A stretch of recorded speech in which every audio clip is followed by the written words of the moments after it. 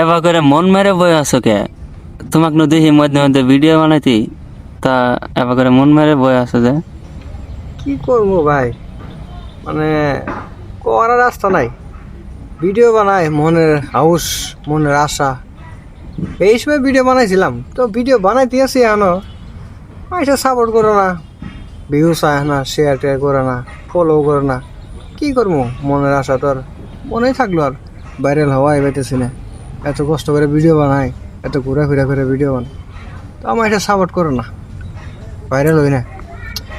তো বর্তমান সমাজটা এইরকম হয়েছে, পরিবেশ খারাপ বস্তু দিলে পরে লেডিস মানুষ থাকলে এলে খুবই ভাইরাল হয়।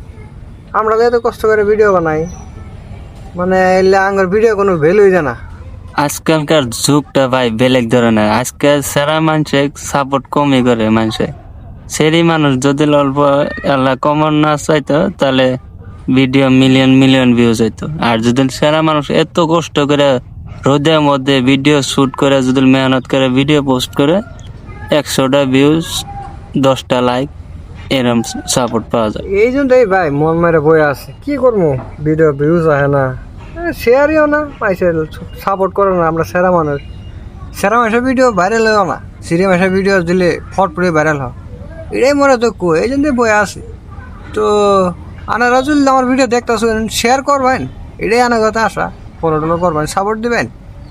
তো ধন্যবাদ।